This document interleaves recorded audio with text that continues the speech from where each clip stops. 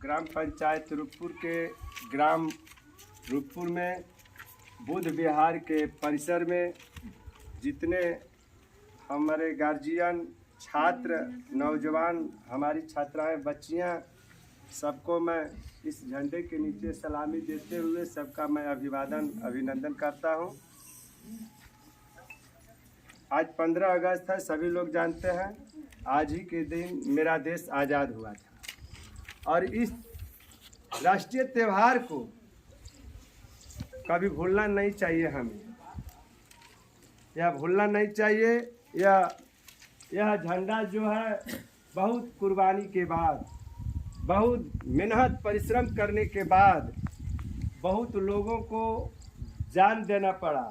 न जाने कितने माँ बहनों की सिंदूर, माँ की सिंदूर उजड़ गई, कितने माँ की गोद सुनी हो गई, तब जा कर के यह देश आज़ाद हुआ। 25 साल के अवस्था में हमारे देश के नौजवानों ने अपने आप को हंसते हंसते फांसी के फंदे पर झूल गए। 1919 में जालियांवाला हत्या कांड जो हुआ था, आप लोग को पढ़ने के लिए मिला होगा कि उस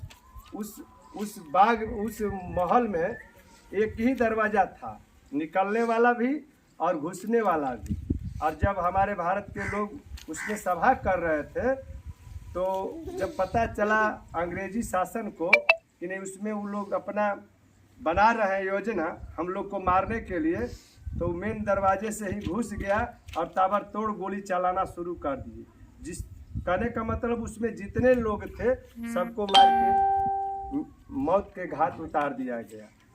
उसका बदला लेने के लिए उधम सिंह सैनी, साक्य सैनी, महतो मेहता, कोयरी कुशवाहा जो सुनते हैं आप लोग, कई ये सब टाइटिल है, वो हम कोयरी जाति के वो लोग हैं।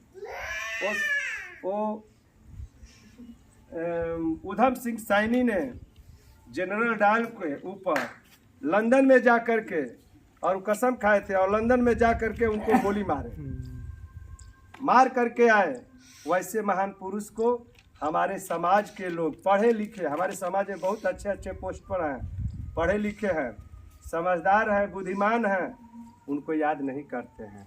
तो मैं चाहूँगा कि जो हमारे बच्चे हैं कल के भविष्य हैं और हमारे जो गार्जियन हैं,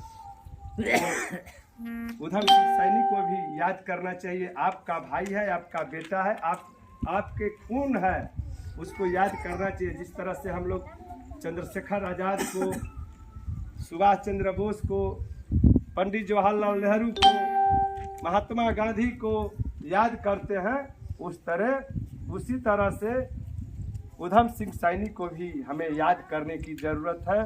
वो अपनी जवानी में, जो 25 साल की अवस्था होती है, वो जवानी का अवस्था था। आज तो बहुत कम उम्र में ही बच्चे और बच्चियां जवान हो जाते हैं, कहने का मतलब। लेकिन पहले तो गुरुजी हम लोग के पुराने इसमें हैं, पहले बहुत दिनों के बहुत बड़ा हो जाते थे, तब उनको कुछ ज्ञान आता था कि हम कपड़ा कैसा पहने हैं, हमारा कपड़ा कैसा होना चाहिए, ये सारी बातें थी।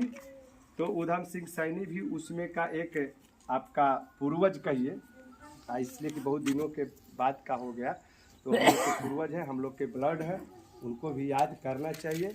और सम्राट अशोक क्लब के हम सिपाही हैं, और सिपाही होने के नाते मैं चाहूँगा कि जो भारत माता की नारा लगती है कि भारत माता की जय, ऐसा नहीं होना चाहिए। ऐसा सब कुछ ये जो नारा जो लगाया गया है गलत है। उसमें भारतवर्ष की जय होना चाहिए।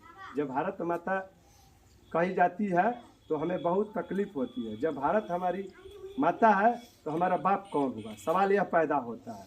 हम बिना बाप के और बिना माँ के हम इस धरातल पर नहीं उतरे हैं। हम सभी लोग बिना माँ बाप के धरातल पर नहीं हैं, इसलिए माँ को याद करते हैं और बाप का नाम हमें पता नहीं है। जिस बाप का पता, जिस औलाद को अपने बाप का पता न हो, वह औलाद नाजायज औलाद कहा जाएगा। इसलिए वैसे नाम को भुला जाना है और जो चीज़ बताया जा रहा है वैसे चीज़ को आप लोग सुनिए। अगर नहीं जानकारी है तो हम चाहेंगे कि एक दिन बैठक करवा लीजिए, रात में होता है, और उसमें सुन लीजिए कि क्या क्या चीज़ हम लोग को पढ़ना चाहिए, क्या कहना चाहिए। यह जो पढ़ाई होता है रात का, वह नौकर नहीं है, उसमें गुलाम बनने के लिए पढ़ाया जा रहा है। पढ़ना जरूरी है, हम नहीं कहते हैं क्यों नहीं पढ़ना चाहिए, हमारा भी बेटा बेटी पढ़ता है, लेकिन उस पढ़ाई को भी पढ़ना है जिससे हमें एक दिन शासक हम लोग थे तो आज शासन बनने की। इसी के साथ को विराम देता हूँ। पुनः इस तिरंगे झंडे को जो सम्राट अशोक का चक्र लगा हुआ है, उस यह तिरंगा झंडा वो हम लोगों का झंडा है। इससे हम लोग कभी कसम खाते हैं कि इसको हम लोग जब जीते जीत तक जान तक अपना इस झंडे को झुकने नहीं देंगे। इसी के साथ हम आप सबका आभार व्यक्त करते हुए सभी को जय भारत करता हूँ, नमो बुधाय करता हूँ, चूँकि बुद्ध परिसर में हूँ। धन्यवाद। और हमारे यहाँ भी झंडा फहरता